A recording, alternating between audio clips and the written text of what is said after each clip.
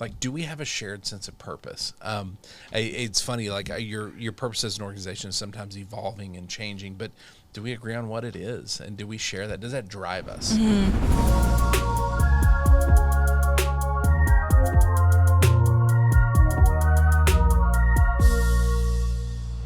Hey everybody, welcome to the Leader Lab. This is Leadership Shorts, quick thoughts to help you level up your leadership. My name is Chad Wright. I'm the founder of Forward Partners, and I'm joined as always by my partner in podcasting, Emily Grace Deal. Emily Grace Deal, what are we talking about today? I'm going to make you uncomfortable. I'm generally uncomfortable, so welcome to my life. I'm going to use one of your own quotes for today's subject. Okay, yeah, that's less fun.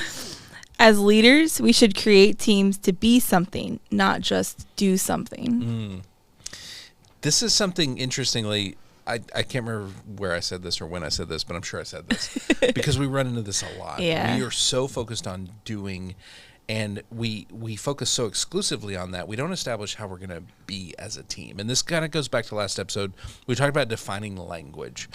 This is defining who we want to be as a team. And part of this, if you go to Patrick Lencioni, and a lot of our talks will show the graphic of his 5 dysfunctions of a team, right? It's this pyramid, and it starts with trust at the bottom. So it's this nice, strong base of trust, and you get into healthy conflict, accountability, commitment, and then eventually results. What we often do is we flip that upside down and we focus only on results. Well, that pyramid flipped upside down is not stable, right? Right. That team is not going to be as successful as we want it to be. Right. And when you think about being, trust and accountability and commitment, healthy conflict, those are part of who we're going to be. When we establish that, we're going to get the results we're after. Right. But it starts by creating a team to be and not do. And so we kind of sat down and listed out, what are the things that that are part of being as a team. Right. And and this is in no way a comprehensive list, but starting with what's our purpose? Like, do we have a shared sense of purpose? It's funny, like your purpose as an organization is sometimes evolving and changing, but do we agree on what it is? And do we share that? Does that drive us? There's days, if we're honest, we're getting out of bed, we're making a paycheck. I hope there's more days than not when it's purpose. It is, boy, we're making a difference. Or just something to look towards, yeah. Yeah, it's an excitement, it's a drive, it's an energy. So I think defining purpose matters, and make sure everybody shares that. Yeah, I agree. How are we going to take care of each other? Like defining that, because I'm going to have times when I struggle. I've had many times over the last year or two, I've referenced my wife's health a lot, where I struggled. And that required you to step up. That required the team to step up to make sure things still happened. Yeah. That work was still flowing and we were doing what we could. We're all going to have those individual times. Yes, right? we are all human. Yes, we haven't got to the robot level yet. Still working on that. But we're all human. So how are we going to care for each other in that process? That matters a lot. Are we going to treat each other with grace and with empathy and work through things together, support each other? Well, we tried firing you, but it didn't really work. It didn't go well, did it? I think I tried firing myself, and you were not on board. No. No one was a fan of that. No, you're not allowed. That's it. We'll have to break down that conversation that one day when I'm just like, what if we just shut this whole thing down? Like, that was a rough day. The one of the ones that I love is, how are we going to have hard conversations? Like defining, how do we talk about something really this is so important. I think it's so important to do that. Yeah, because often we just assume, again, this kind of goes to assuming language. We assume people know what things mean. We also assume we know how to have hard conversations. And even if you're in a really good team and you assume you're just not going to fight, you're gonna. It's gonna happen. Like you're going to, and I think based on how healthy the people are is how healthy that disagreement is, right? And we work really hard on the team being healthy, and so the disagreements happen, but they're never like world changing, right? They're not blowing anything up, and so defining how are we going to have the hard conversations matters, because again, we think we're good at it. Most people are terrible at hard conversations, and I would say even people that are good at it when they're healthy are still not good at it when they're not healthy. Yeah. And so that matters a lot. Yeah, it's really that like mapping it out so you can maybe have a path that you can kind of maze through once you get to that like unhealthy level. Yes, absolutely. How are we going to make sure no one is left behind?